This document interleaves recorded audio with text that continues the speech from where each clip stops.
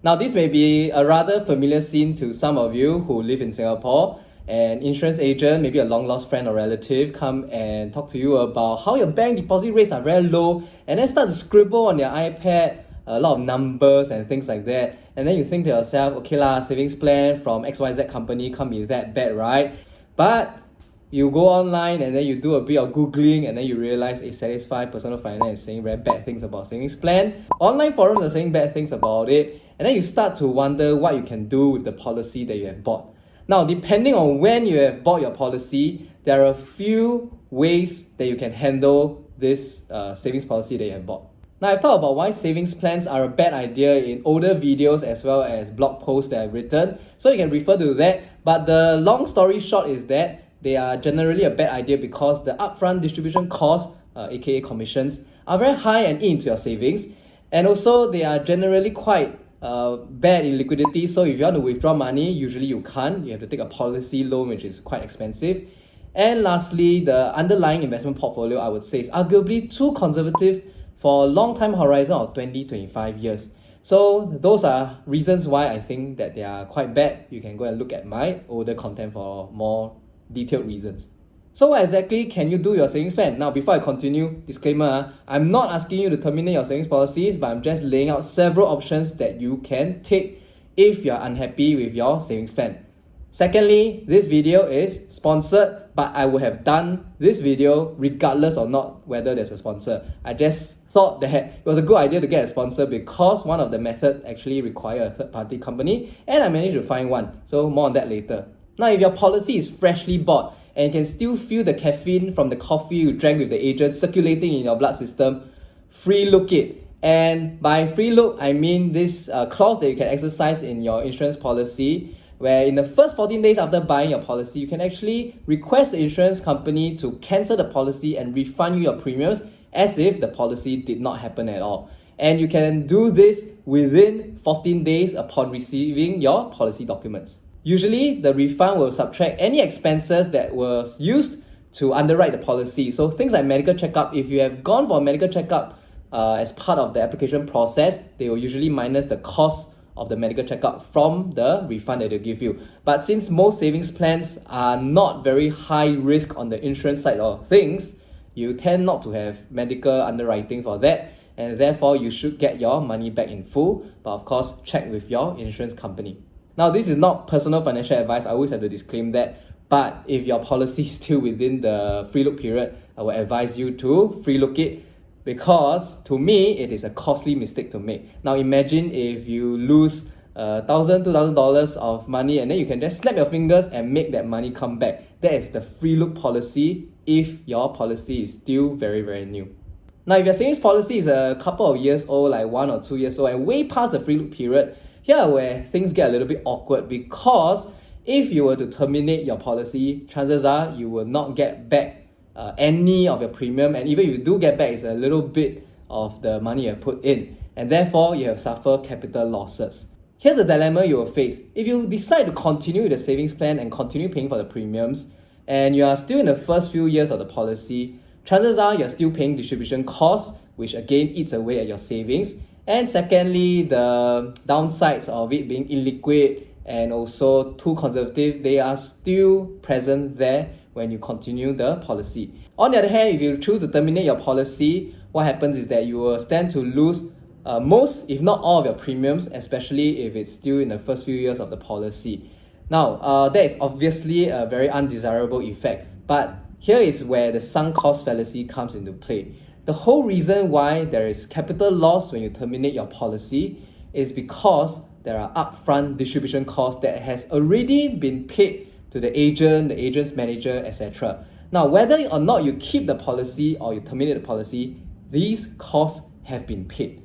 The reason why the policy can actually give you a return at the end of 20-25 years is because the returns have already covered up the losses made at the start. So while it seems like there's capital loss when you terminate your policy, my point is that the loss has been made the moment you started paying premiums to the insurance company, because the first few years, most of it are paid to distribution costs. Check your policy. That's why the first 2 years cash value is a big fat $0. So from here, there are two options you can take. One, you can choose to keep the policy if you cannot or are unwilling to find better alternatives to this savings policy. Saving in a savings policy is definitely better than spending it, right? So you can see as a form of forced savings. It has subpar returns, but oh well, okay, better than not saving at all.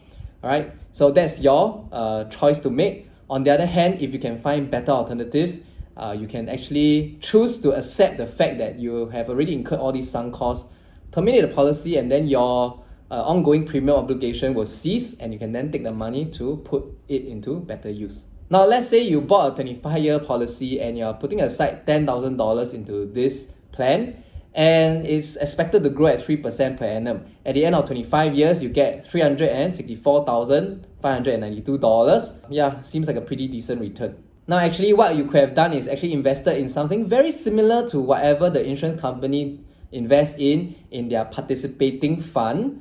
And then let's say you get 5% per annum return. And let's deduct 2 years of savings from the 25 years because we take these 2 years as totally lost because you terminate your policy and you lost all those premiums. What happens is that at the end of 23 years, $10,000 per year for 23 years at 5% compounded actually gives you $414,000 over dollars, which is far better than staying with the policy that gives you 3%, and you actually have 2 more years extra in that scenario. So as you can see, having a better return actually can make up for your lost premiums that you have put in the first 2 years. Now, some might say, hey, that's unfair. You are comparing something that gives you 3% return versus something that gives you 5%, which sounds riskier. But actually, the whole reason why you can get 3% with your savings plan is because the insurance company is doing about 5% return, and then after paying the agent and taking their cut, they're giving you 3%. So actually, the risk level are very, very similar between both products because you can just invest in an investment portfolio that's very similar to what makes up a savings policy, which is typically like 30% equities, 50% fixed income, and 20% other things. Okay, it's 2022, investment options are aplenty, and you don't have to buy a savings plan from an insurance company anymore and feed your agent more commission that he's already earning. All this MDRT, COT. Where does the commission come from?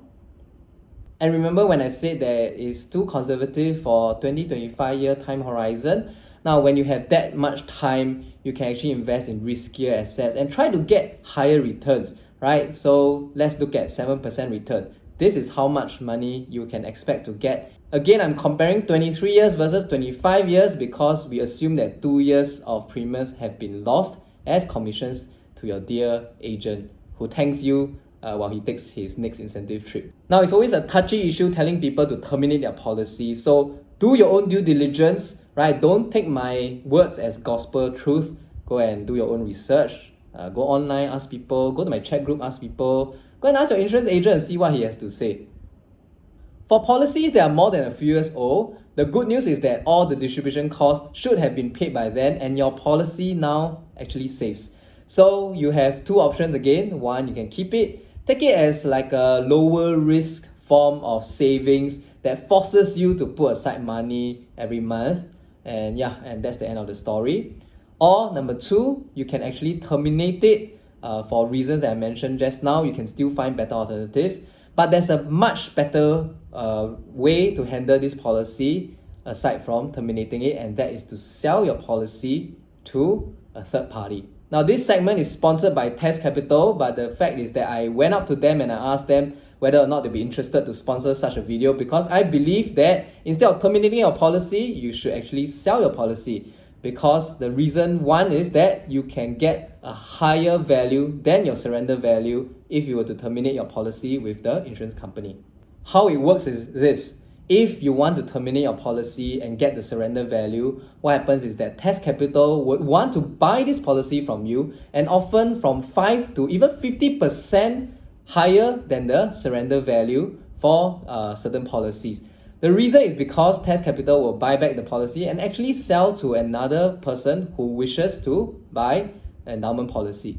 Now, we'll talk more about resale endowment policies in a future video, so subscribe to my Telegram group and this YouTube channel if you want to learn more.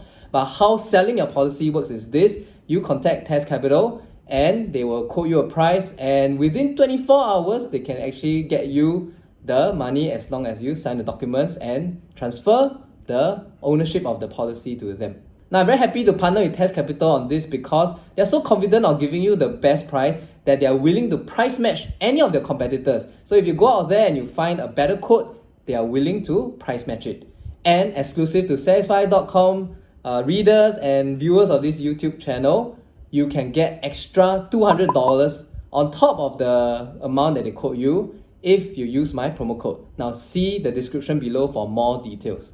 Now, for the longest time now, I've been telling people to avoid buying regular premium savings plan from insurance agents because of the downsides.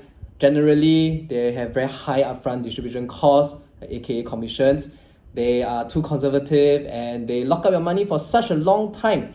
And for those who have already bought their policy, I hope that this video has been of value to you. I'm not saying that you should definitely terminate your insurance policy, but if you do want to terminate it, rather than surrendering it, you should sell it to a third-party company like Test Capital.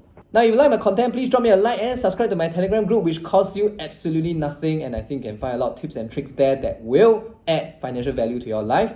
So thanks for watching to here, and I'll see you next video.